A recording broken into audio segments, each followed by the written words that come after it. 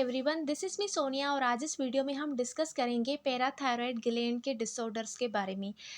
Parathyroid एक gland है जो कि लोकेटेड होती है थायराइड ग्लैंड के पीछे, लाइक दिस। ये थायराइड ग्लैंड है जो कि बटरफ्लाई की शेप जैसी है। इसके पीछे वाली साइड में स्मॉल ग्रेन ऑफ राइस की साइज में हमें 4 स्ट्रक्चर देखने को मिलते हैं।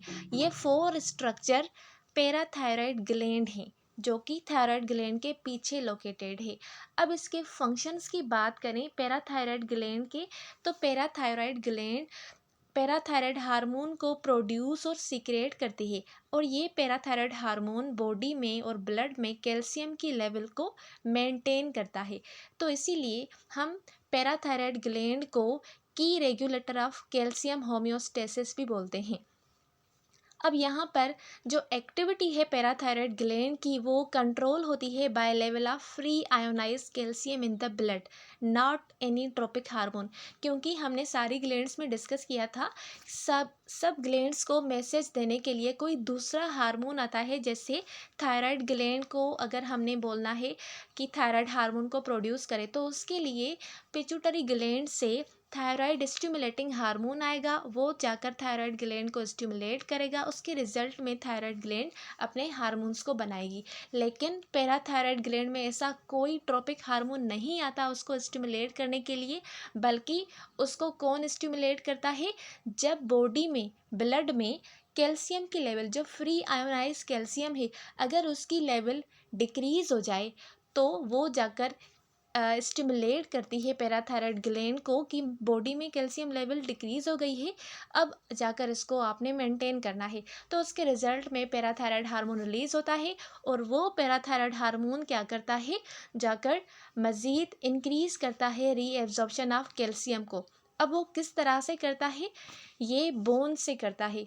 हमें पता है कि बोन्स में अंदर कैल्शियम प्रेजेंट होती है, तो ये क्या करेगा, इन्हांस करेगा ओस्टियोक्लास्टिक एक्टिविटी। ओस्टियोक्लास्टिक का मतलब होता है बोन से रिसॉर्प्शन। रिसॉर्प्शन मतलब जो कैल्शियम बोन पर लगी हुई है, अब वो कैल्शियम उससे वहाँ से डी अटैच होकर कहाँ आएगी, ब्लड में आएगी। जब ब्लड में आएगी तो वहाँ से ब्लड में आएगी तो जो लो लेवल थी कैल्शियम की अब वो इंक्रीज़ हो जाएगी। इसी तरह से जो पैराथायरॉयड ग्लैंड हार्मोन है वो कैल्शियम की लेवल को इंक्रीज करता है बोन्स की मदद से। ओके, अब डिस्कस करते हैं इसके डिसऑर्डर्स के बारे में। अगर पैराथायरॉयड हार्मोन अपनी नॉर्मल लेवल से इंक्रीज हो जाए तो उसको हम हाइपर पैराथायरॉयडिज्म बोलते हैं। अगर वो अपनी नॉर्मल लेवल से डिक्रीज हो जाए तो उसको हम हाइपोपैराथायरॉयडिज्म बोलते हैं।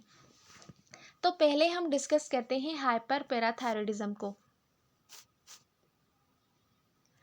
ओके, जब बॉडी में हाइपर पैराथायरॉयडिज्म वाली कंडीशन होती है तो उसके रिजल्ट में कैल्शियम भी बॉडी में इंक्रीज हो जाती है। क्योंकि जब बॉडी में पैराथायरॉयड हार्मोन इंक्रीज होगा तो वो जाकर बोन्स को स्टिमुलेट करेगा ताकि उनकी जो ऑस्टियोक्लास्टिक एक्टिविटी है वो इन्हांस हो जाए। तो इसके रिजल्ट में जो बोन्स हैं वो वीक हो जाएंगे, उन पर जो कैल्शियम लगी हुई थी वो वहाँ से उतर कर ब्लड में आ जाएगी, तो जिसकी वजह से बॉडी में कैल्शियम की लेवल इंक्रीज हो जाएगी। और उसके अलावा हमें ये भी पता है जब कैल्शियम इंक्रीज होती है तो फास्फोरस डिक्रीज होता है, तो फास्फोरस का लॉस होगा, यहाँ पर बॉडी में फास्फोरस हमें डिक्रीज मिलेगा। काजेस की बात करें तो कौन सा वो काज है जिसकी वजह से बॉडी में पैराथायरॉयड हार्मोन इंक्रीज होते हैं। प्राइमरी काज ये है कि पैराथायरॉयड ग्लैंड में ट्यूमर की वजह से वो ज़्यादा अमाउंट में अपने हार्मोन को सीक्रेट कर सकती है, या फिर अगर उसमें हाइपरप्लेजिया हो गई। हाइपरप्लेजिया का मतलब है पैराथायरॉयड ग्लैंड में एबनॉर्मली ज़्यादा नंबर के सेल्स बन रहे हैं उसके जैसे ही, ठीक है। इंक्रीज अमाउंट में अगर एबनॉर्मल सेल की ग्रोथ हो जाए, अपने नंबर्स में बढ़ जाए, तो उसको हम हाइपरप्लेजिया बोलते हैं। तो ये वो प्राइमरी काज है जिसकी वजह से पैराथायरॉयड हार्मोन अपने हार्मोन्स को ज़्यादा सीक्रेट करती है। सेकेंडरी काज है इसका क्रोनिक किडनी फेल्यूर, क्योंकि हमें पता है कैल्शियम की रेगुलेशन के लिए किडनीज भी हेल्पफुल होती है, वो भी उनको रेगुलेट करती है। तो अगर किडनी फेल हो जाए, अपना नॉर्मल फंक्शन नहीं करे, तो उसके रिजल्ट में बॉडी में अगर जो कैल्शियम है उसको, सारी कैल्शियम को किडनीज ने बाहर निकाल दिया है यूरिन में, तो क्या होगा, बॉडी में अगेन वो जाकर कैल्शियम की लो लेवल पैराथायराइड ग्लैंड को स्टिमुलेट करेगी, जिसके रिजल्ट में वो ज़्यादा अमाउंट में हार्मोन बनाएगा। तो क्रोनिक किडनी फेल्यूर की वजह से भी हाइपर पैराथायरॉयडिज्म कंडीशन बॉडी में हो सकती है। अब बात करते हैं साइन एंड सिम्टम्स की।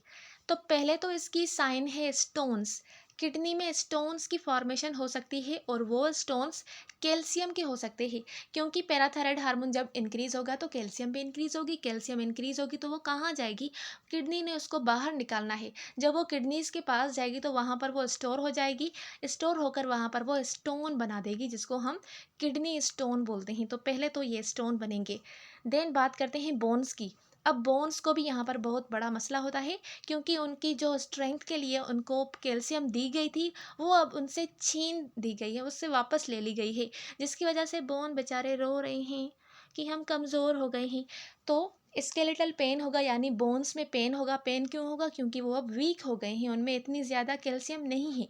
उसके अलावा पैथोलॉजिकल फ्रैक्चर हो सकते हैं और फ्राम बोन डिफॉर्मिटीज़ हो सकती हैं, क्योंकि कैल्शियम नहीं है तो बोन वीक हो सकते हैं और उनकी वजह से उनमें फ्रैक्चर्स हो सकते हैं। ओके। एब्डोमिनल की बात करें तो एब्डोमिनल मूव्स को आप याद रख सकते हैं, जिसमें नाज़िया, वोमाइटिंग और एब्डोमिनल पेन हो सकता है, वेट लॉस और एनोरेक्सिया और कॉन्स्टिपेशन हो सकती है। देन साइकेक में आप ग्रोन्स को याद कर लें तो इसमें मेंटल इरिटेबिलिटी और कन्फ्यूजन हो सकती है। तो इसकी साइन और सिम्टम्स को याद रखने के लिए स्टोन, बोन्स, मोन्स एंड ग्रोन्स को आप याद रख सकते हैं। स्टोन का मतलब है किडनी में स्टोन बन गया, बोन्स मीन्स बोन्स में कोई डिफॉर्मिटी वगैरह हो गई है, मोन्स यानी एब्डोमिनल एब्डोमिन की जो भी एबनॉर्मलिटीज़ है उसको ये शो करता है, और ग्रोन्स मेंटल इरिटेबिलिटी और कन्फ्यूजन को यहाँ पर शो कर रहा है।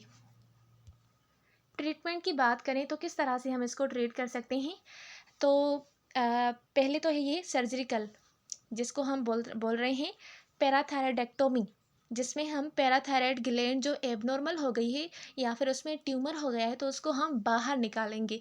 पैराथायरॉयडेक्टोमी का मतलब है surgical removal of parathyroid gland. Then removal of वो मोर देन वन ग्लैंड, हमारे पास 4 ग्लैंड्स होती है ना, तो मोर देन वन ग्लैंड को रिमूव कर सकते हैं। उसके अलावा मेडिकेशंस की बात करें तो फॉस्फेट को एडमिनिस्टर करना है, क्योंकि जब पैराथायरॉयड हार्मोन इंक्रीज होता है तो फास्फोरस डिक्रीज हो जाता है, इसीलिए हमने उनको इंक्रीज करने के लिए फॉस्फेट्स देने हैं, तो उसके रिजल्ट में वो खुद ब खुद डिक्रीज हो जाएंगे। कैल्सीटोनिन का काम होता है जब बॉडी में कैल्शियम की लेवल इंक्रीज हो जाए तो उसको डिक्रीज करें, तो हम उनको कैल्सीटोनिन प्रोवाइड करेंगे ताकि कैल्शियम की लेवल डिक्रीज हो जाए। आईवी और ओरल बायोफॉस्फोनेट्स प्रोवाइड करेंगे, अगेन फास्फोरस की लेवल को इंक्रीज करने के लिए और कैल्शियम की लेवल को डिक्रीज करने के लिए। डाइट में हम उनको बोलेंगे कि वो फाइबर डाइट ज़्यादा इंटेक करें और कैल्शियम का मॉडरेट अमाउंट में इंटेक करें।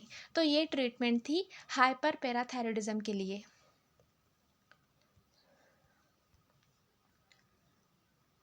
अब आते हैं दूसरी साइड पर, हाइपोपैराथायरॉयडिज्म। ये उसके उल्टा है, ऑपोजिट है। इसमें कैल्शियम लेवल डिक्रीज हो जाती है और फास्फोरस लेवल इंक्रीज हो जाती है। ओके। अब यहाँ पर कैल्शियम लेवल इंक्रीज क्यों हो रही है?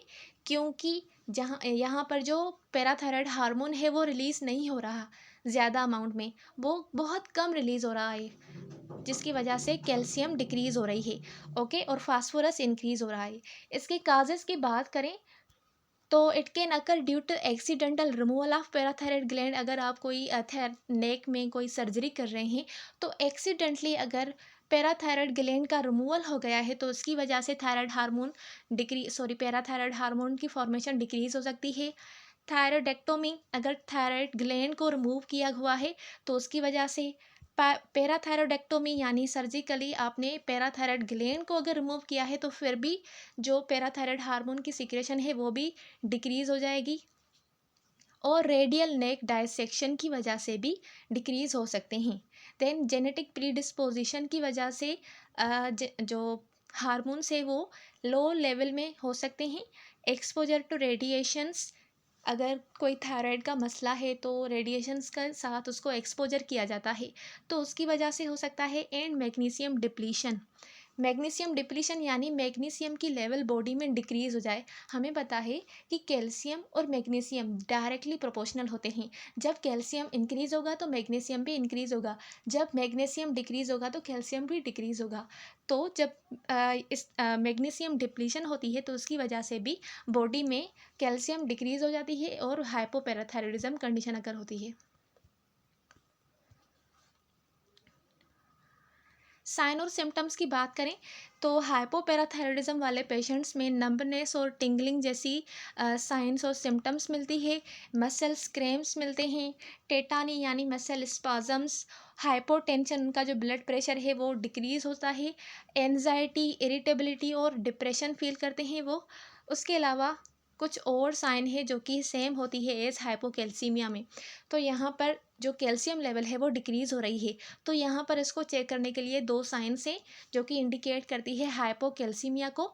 एक है पॉजिटिव ट्रोसर साइन। इसमें कार्पल स्पाज्म होता है by inflating a blood pressure cuff. जब हम ब्लड प्रेशर कफ को इन्फ्लेट करते हैं तो उस दौरान जो उसका कार्पल वाली साइड है वो स्पाज्म, उसमें स्पाज्म हो जाता है और वो अंदर की साइड में कर्व होता है।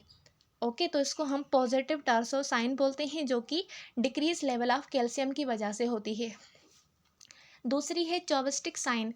चॉपस्टिक साइन में कंट्रक्शन होती है फेशियल मसल में जब आप लाइटली टैप करते हैं ओवर फेशियल नर्व। जब फेशियल नर्व के ऊपर लाइटली टैप करते हैं तो उस दौरान कंट्रक्शन होती है फेशियल मसल में जिसको हम चॉपस्टिक साइन बोलते हैं। और ये भी किसकी वजह से होती है? लो लेवल ऑफ कैल्शियम की वजह से अगर होती है। So think C for cheesy smile.